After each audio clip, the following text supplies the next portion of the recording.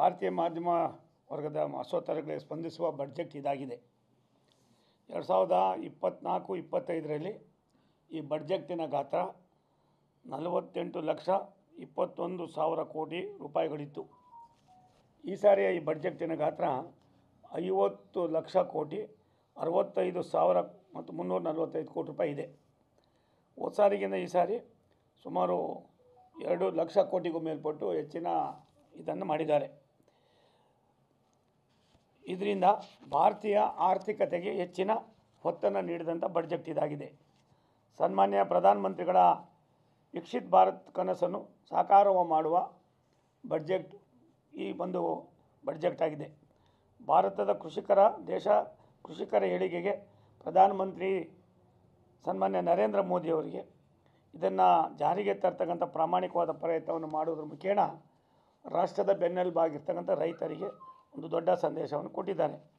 ಪ್ರಪ್ರಥಮ ಬಾರಿಗೆ ಪ್ರಧಾನಮಂತ್ರಿ ಧನಧಾನ್ಯ ಕೃಷಿ ಯೋಜನೆಯನ್ನು ಜಾರಿಗೆ ತರುವುದರ ಮುಖೇನ ರಾಷ್ಟ್ರದಲ್ಲಿ 100 ಜಿಲ್ಲೆಗಳನ್ನು ಆಯ್ಕೆ ಮಾಡಿ ಈ 100 ಜಿಲ್ಲೆಗಳಲ್ಲೂ ಕೂಡ ಯಾವುದೇ ಕಾರಣಕ್ಕೆ ಕಡಿಮೆ ಇಳುವರಿ ತಡೆಗಟ್ಟಲು ಈ ಯೋಜನೆ ಜಾರಿಗೊಳಿಸುವ ಒಂದು ತೀರ್ಮಾನವನ್ನು ಮಾಡಿ ಕೃಷಿಕರಿಗೆ ಅವರ ಆಶಾದಾಯಕ ಚಿಂತನೆಗಳಿಗೆ ಪ್ರಧಾನಮಂತ್ರಿ ಧನಧಾನ್ಯ ಕೃಷಿ ಯೋಜನೆಯನ್ನು ಜಾರಿಗೆ ತಂದು ಒಂದು ಹೊಸ ಅಧ್ಯಾಯವನ್ನು ಪ್ರಾರಂಭ ಮಾಡಿದ್ದಾರೆ. ರಸಗೊಬ್ಬರದ ಕೊರತೆಯಾಗದಂತೆ ಯೋಜನೆಯನ್ನು ಸಿದ್ಧಪಡಿಸಲಾಗಿದೆ. ಯೂರಿಯಾ ಪ್ಲಾಂಟ್ ಅಸ್ಸಾಂನಲ್ಲಿ 12.7 LMT ಉತ್ಪಾದನಾ ಸಾಮರ್ಥ್ಯವನ್ನು ಹೊಂದುವ ಒಂದು ದೊಡ್ಡ ಯೋಜನೆಯನ್ನು ಕೂಡ ಮಾಡ್ತಾ ಇದ್ದಾರೆ. ಭಾರತೀಯ ಅಂಚೆ ನವೀಕರಣದ ಮೂಲಕ 1.5 ಲಕ್ಷ ಕೇಂದ್ರಗಳನ್ನು ಹಳ್ಳಿಗಳಲ್ಲಿ ಅಭಿವೃದ್ಧಿಪಡಿಸತಕ್ಕಂಥ ತೀರ್ಮಾನವನ್ನು ಮಾಡಿದ್ದಾರೆ. ಕಿಸಾನ್ ಕ್ರೆಡಿಟ್ ಕಾರ್ಡ್ ಲಿಮಿಟನ್ನು 3 ಲಕ್ಷದಿಂದ 5 ಲಕ್ಷಕ್ಕೆ ಏರಿಸಲಾಗಿದೆ. ಕೃಷಿಕರಿಗೆ ಉತ್ತಮ ಗುಣಮಟ್ಟದ ಬೀಜ, ರಸಗೊಬ್ಬರ ಖರೀದಿ ಮತ್ತು ತಂತ್ರಜ್ಞಾನ ಅಳವಡಿಕೆಗೆ ಇದರಿಂದ ಸಹಕಾರಿಯಾಗುತ್ತದೆ. ದೇಶಾದ್ಯಂತ ವೈದ್ಯಕೀಯ ವ್ಯವಸ್ಥೆಗೆ ಹೆಚ್ಚಿನ ಒತ್ತು ನೀಡಲು 10,000 ವೈದ್ಯಕೀಯ ಸೀಟನ್ನು ಹೆಚ್ಚುವರಿಯಾಗಿ ಬಡ್ಜೆಟ್ನಲ್ಲಿ ತೀರ್ಮಾನವನ್ನು ಮಾಡಲಾಗಿದೆ.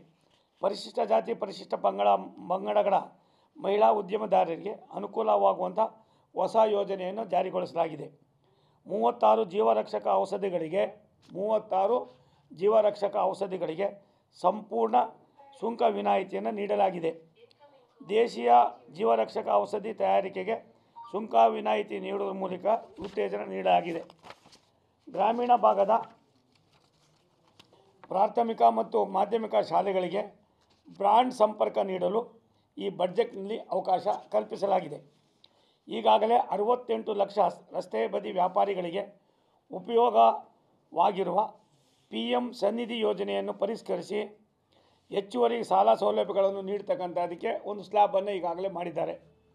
ಇದು ಒಂದು ಪವಿತ್ರವಾದಂಥ ಕೆಲಸವನ್ನು ಪ್ರಧಾನಮಂತ್ರಿಗಳು ಸಾಮಾನ್ಯರಿಗೆ ದೊರಕಿಸಿದ್ದಾರೆ. ದೇಶಾದ್ಯಂತ 50 ಪ್ರವಾಸಿ ತಾಣಗಳನ್ನು ರಾಜ್ಯ ಸರ್ಕಾರದ ಸಹಯೋಗದೊಂದಿಗೆ ಅಭಿವೃದ್ಧಿಪಡಿಸ್ತಕ್ಕಂಥ ತೀರ್ಮಾನವನ್ನು ಮಾಡಿದ್ದಾರೆ.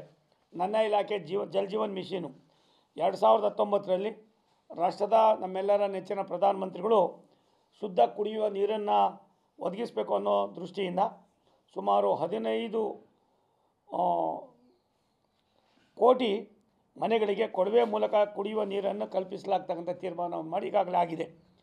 ಇದು ಇನ್ನೂ ಕೂಡ ಬಾಕಿ ಉಳ್ಕೊಂಡಿರೋದ್ರಿಂದ ಈ ಯೋಜನೆಯನ್ನು 2028ರವರೆಗೂ 100% ಗುರಿ ಸಾಧಿಸೋದಕ್ಕೋಸ್ಕರವಾಗಿ ಯೋಜನೆಯನ್ನು ಮುಂದುವರಿಸ್ತಕ್ಕಂಥ ತೀರ್ಮಾನವನ್ನು ಮಾಡಿ ಒಂದು ಐತಿಹಾಸಿಕ ಇತಿಹಾಸವನ್ನು ರಾಷ್ಟ್ರದ ಪ್ರಧಾನಮಂತ್ರಿಗಳು ಬರೆದಿದ್ದಾರೆ. ಈ ಬಡ್ಜೆಟ್ನಲ್ಲಿ ಆರ್ಥಿಕ ಬೆಂಬಲ ನೀಡೋದಕ್ಕೋಸ್ಕರವಾಗಿ ಮುಂದಿನ 4 ವರ್ಷಗಳಲ್ಲಿ 100% ನೀರಾವರಿಯನ್ನು ಶುದ್ಧ ಕುಡಿಯೋ ನೀರನ್ನು ಕೊಡ್ತಕ್ಕಂಥ ಅದಕ್ಕೆ 4 ಲಕ್ಷ ಕೋಟಿ 4.28 ಲಕ್ಷ ಕೋಟಿ ರೂಪಾಯಿಗಳನ್ನು ಇದಕ್ಕೋಸ್ಕರವಾಗಿ ಮೀಸಲಿಡಲಾಗಿದೆ.